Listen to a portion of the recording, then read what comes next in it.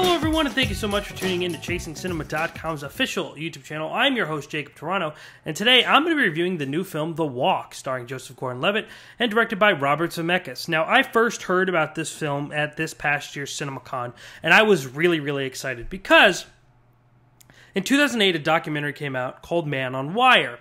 That film was about Philippe Petit, a man who decided to walk a wire across the Twin Towers of the World Trade Center. And that is a real event that happened in 1974. This documentary was riveting. One of the best documentaries I've ever seen.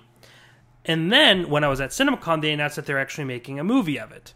So, let me give you a little backstory. In 1974, a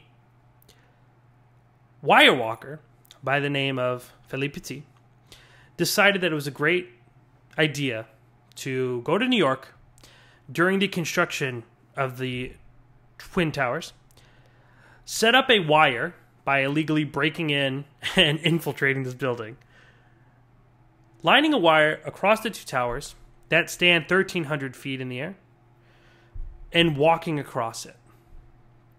This was huge. I mean, this was all over the news and everything. But surprisingly, I didn't know about this event until I saw the documentary. Now, this movie is based off To Reach the Clouds, which is a book that Philippe Petit actually wrote on this event and how he felt and his feelings about it. Man on Wire, though, like I said, was a great documentary. I really recommend you seeing it after this movie. If you're not familiar with the story, I'd recommend waiting until after. If you do know the story, or you've read the book, or you already kind of know the events, then I would recommend watching the documentary and then going to see this, because they are both great tellings of this story. Now, this movie is probably the first movie in a very long time that I really got an experience out of watching in 3D and IMAX. Well, 3D at least. Most 3D movies now, I kind of am not too enthusiastic about it. Usually they kind of dim the color. It's not as vibrant to look at. Though it does create a wonderful depth of field, I still am a little bit more on the fence, or more leaning towards I'd rather not. I'd rather see it not in 3D. I'd love IMAX, though. I mean, the great experience of IMAX was wonderful, and I wish more people would do that than they would 3D. Nonetheless, this movie really used 3D effectively. I mean, the visuals in this movie are so thrilling, exhilarating. This movie will get your heart pounding. I mean, it was such a tense picture. Truly a wonderful experience. Now, I'm going to try to break this up into parts so I can make them a little bit more of a concise review. But most people, if you've read any reviews or seen anything on this picture already, have broken this film into two parts. The first half, the second half. The first half seems to be kind of criticized. And it isn't until they get to New York and they start articulating this plan that it becomes really exciting. Now, I don't feel that crucial towards the first half of the film, but obviously, the second half of the film is where you're going to get all the emotion. I was interested throughout the first half, but I was not engaged to the point where I was holding the cup holders and I was gripping my drink. Not like that. Of course, I did feel those emotions in the second half of the movie.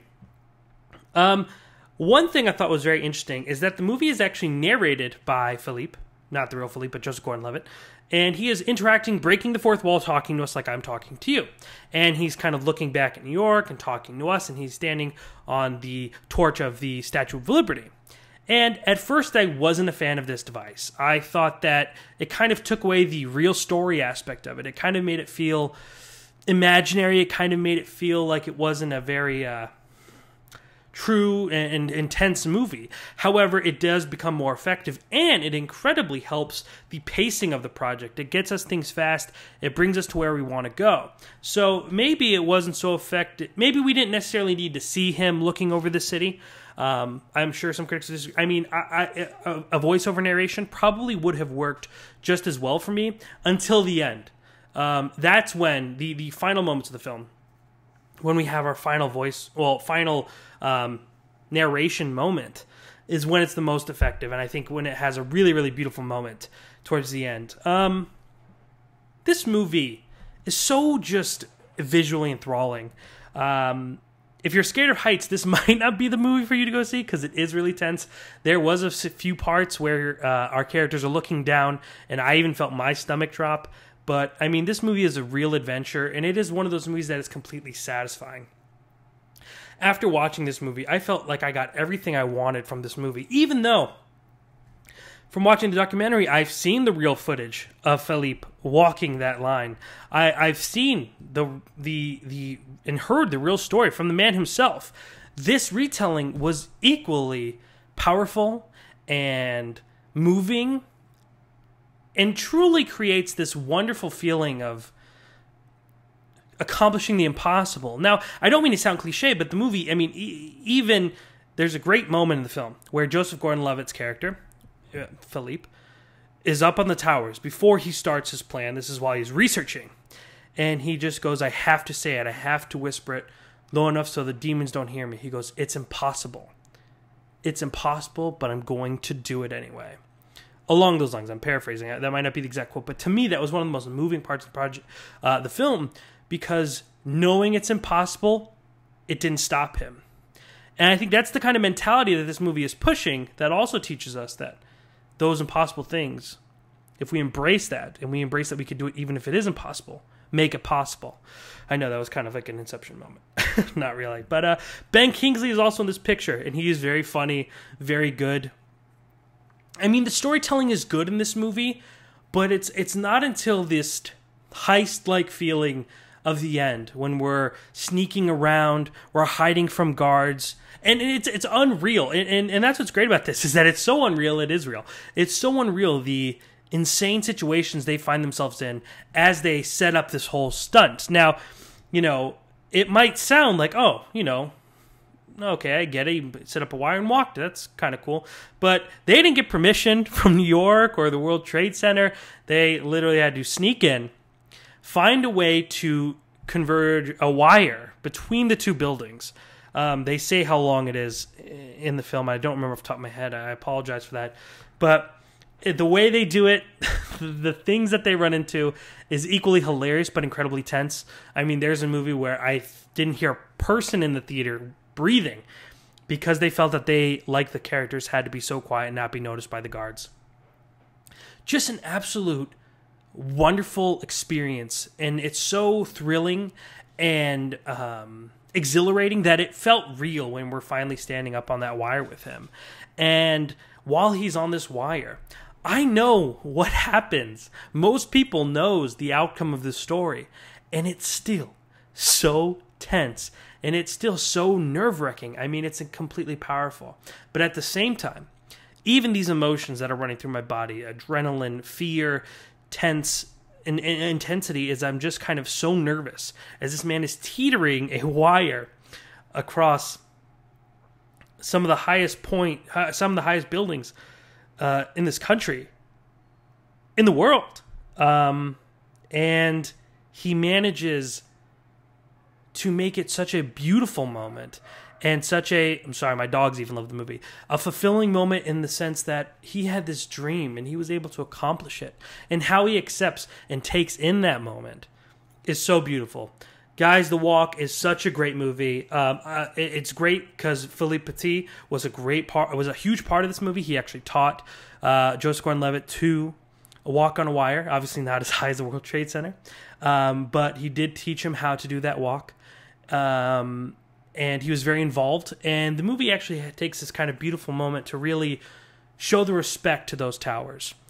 And I don't want to kind of make this into a depressing video, but it was really powerful and touching, and a lot of people got emotional, including myself towards the end, when we kind of talk about the fact that he can't go visit that wonderful observation deck anymore, and how he had this, and I don't want to spoil it, but